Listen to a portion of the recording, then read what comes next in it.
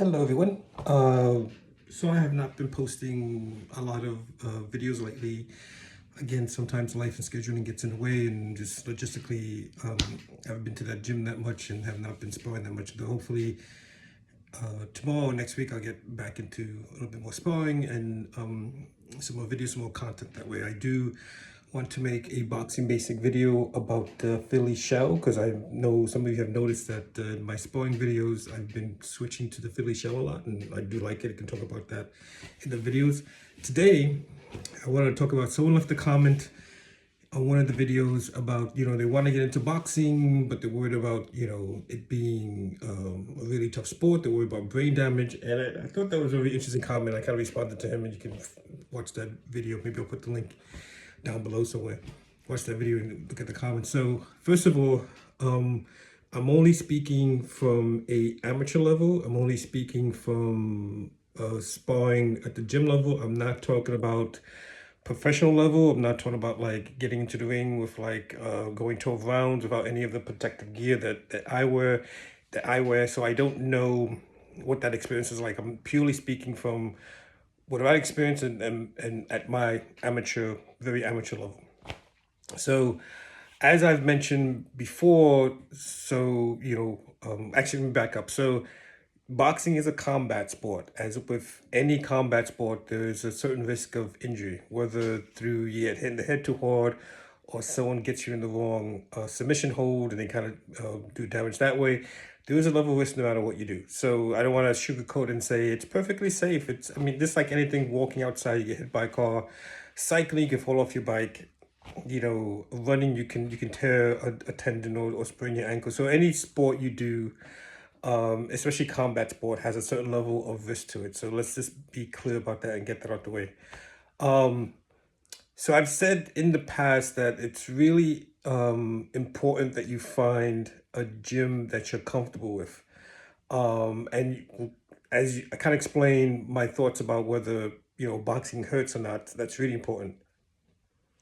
I think the misconception comes about boxing or some combat sports comes from, movies like you take Rocky, especially the first Rocky, where they beat each other to a pulp, and people have that in their conscious about what the sport is about. And the sport is not about, yes, it's a contact sport. You do hit people, but it's not about beating each other to a pulp that way. And if you think about fights today, you almost never see that level of damage done to somebody else before the fight is stopped. I mean, there's been lots of cases recently where people felt the fight was stopped too soon, that the ref stepped in, but they are super careful after a number of unfortunate incidents with people dying. I'm super careful about jumping in and protecting the fighter before any serious or major damage is done to that person. So that whole Rocky with the breaking the nose and then the eye shut and cutting it and whatever doesn't really happen nowadays, right? Not at least at a certain level of professional in the sport, right?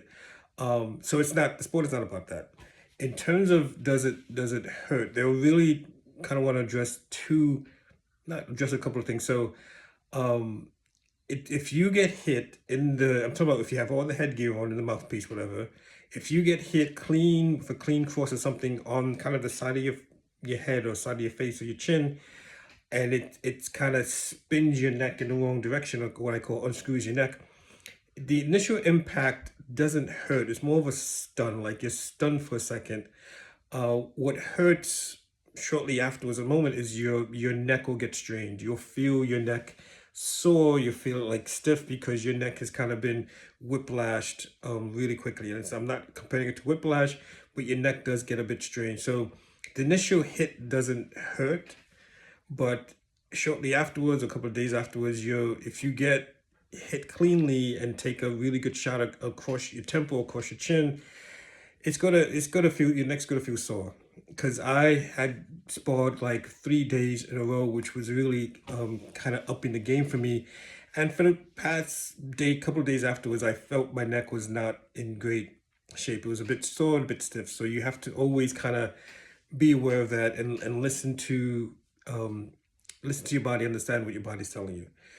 So no, it doesn't hurt the way you think something would hurt when you get hit in the face. If you get hit square in the nose, it does sting for a second because that's not a pleasant feeling. If you got to get hit in the chin with an uppercut, it's more of being stunned. It doesn't really hurt, but definitely if you get hit in the nose, it's going to sting a bit, and you're going to eventually try to block that from hitting your nose. So in terms of the face, like this area up here, it doesn't hurt the way you think it would hurt.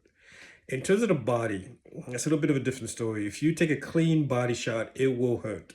It will stun you. It will stop you in your tracks. It will hurt right at that moment. Maybe for a little while afterwards. It's not like, oh my God, I'm in pain. I'm going to die, but it is painful. And it's often will bring you to your knee if you get a really good body shot. That's why, one thing I find interesting is that more people don't work the body because you can hit someone clean for cross on the chin and they'll still keep coming at you. If you hit someone clean for body shot towards the liver area, towards the stomach, they will stop. So that does hurt. So you try to protect your body as much as possible. You try to kind of breathe when the shot, comes in so that, it doesn't hurt that much. I would imagine boxing compared to another combat sport, like a combat sport with like you're being thrown around onto a mat kind of thing, probably hurts a little bit less because I would imagine after a session of being tossed on the mat, you probably go home with a few bumps and bruises and feeling a bit sore more than you do if you get into the ring to spar. There are a lot of videos out there talking about why sparring is bad or you shouldn't spar that much. Again, this is just my humble man's opinion. I think you don't have to spar like every single day. That is if you're amateur level, master level like I am. But it is important to get into the ring to help you translate what you do on the heavy bag or training session into the ring, kind of thing. So you are doing a combat sport, and the idea is eventually you want to try your skills in the ring, not so much your skills on a street fight, but your skills in the ring. So you at some point you should get into the ring and experience what it's like facing somebody who's trying to throw punches at you. It's a totally different thing than training on the bag, than training in class. It's completely different. I do think that it is important that you do that. Do you do that every single day? No, because especially past a certain age, if you do that every single day, your body will feel it. Your body will eventually, I don't say break down, but your body will tell you, I can't do this anymore day after day, day in and day out. So you have to always listen to your body. It is okay, if you spar and for a couple of days you take a couple of days off. It's more important that you listen to what your body's telling you. That because sparring, it elevates your heart rate, it elevates your adrenaline, it kind of pushes your body to the limit in terms of your endurance. Even if you only spar for a minute and a half or 3 minute rounds or 3 or 4 rounds, it's amazing how it just pushes your body to a kind of a fight or flight status really quickly. And doing that day in, day out does take a toll on your body. If you are 21, 22, you can probably do that and not feel it. When you pass 35, 40, 45, you will feel that. So in that sense, it doesn't so much that sparring or boxing hurts. It's just that it does accumulate and take a toll on your body. So you have to kind of always, okay, this is what my body's telling me. And even mentally, it takes a certain amount of mental energy to get into the ring and spar. And it's a drain on your mental energy after a while. So mental, body, they're all connected. Um, so that's my kind of thoughts on kind of responding in a longer form to the comment.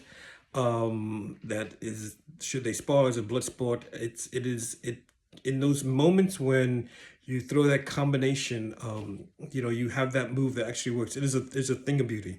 In those moments when you outthink your opponent, like something that Carlos has shown me, that switching up stance. If you switch from a high guard to the fiddle shell, that will confuse somebody because they'll think, well, why did he switch? So what am I supposed to do?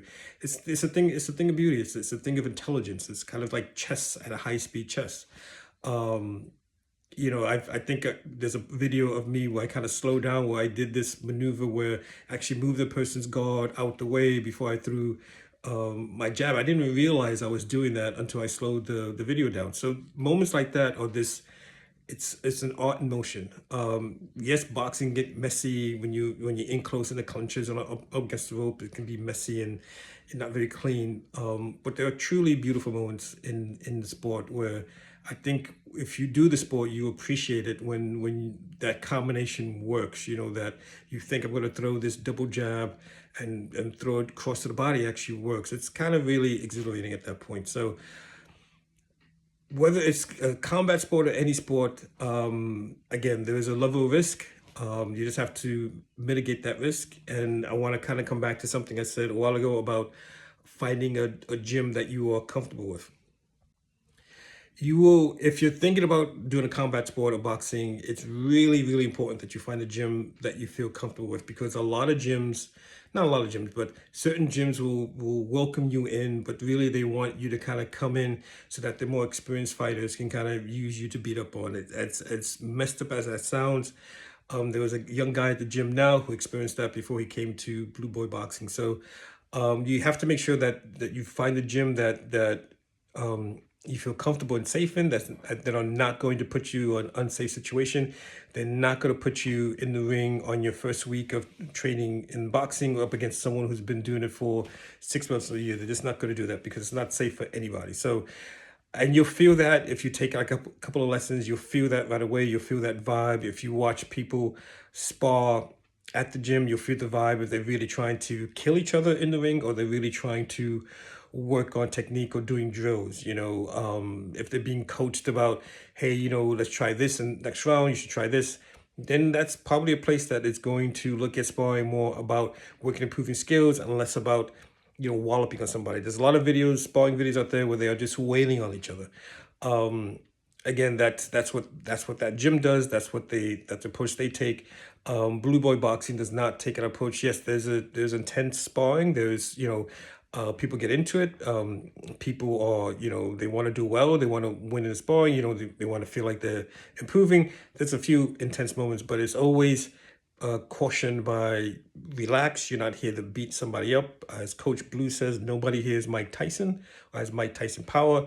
So from that kind of approach from the top of Coach Blue and Coach Nina trickle down to the rest of the coaches to make and the rest of the classes to make everyone feel like you are respected. We're going to respect you and make sure that we're not putting you in situations that put you in danger or make you look like a complete fool, because that doesn't help anybody. So, final thoughts. Boxing is safe sport, as safe as any other sport, as safe as any combat sport. Find the place that you feel comfortable with, that you don't feel like I'm just here as a tomato can for somebody else. Always listen to your mind and body in terms of, is it feeling good? Is it not feeling good? Do I need to take a break? And you can enjoy the sport with very little low risk to being seriously injured and almost no risk to having a long-term injury. There's people who've been at the club for years and years. It's not like they have any brain damage or kind of thing like that. I know boxers in general have this vibe or image of being kind of slow and brain dead or brain damaged, and those guys have been boxing for 20 years and professionally, and I'm not talking about that because again that's experience something I have not experienced. I'm talking about purely at the amateur level, where you maybe won't compete but you want to spar. It can be completely safe. You have to make sure that you feel safe before you proceed into ring or proceed to sparring. So that's it for today. Love you all. I will try to put out some more content today, another boxing basic. Also, there's an amazing thanks that I'm approaching a milestone of about 500 subscribers, which I never thought I would, or never thought I would at this point. So once again, small but mighty group of people who kind of tuned into me. Thank you. See you all soon. Bye.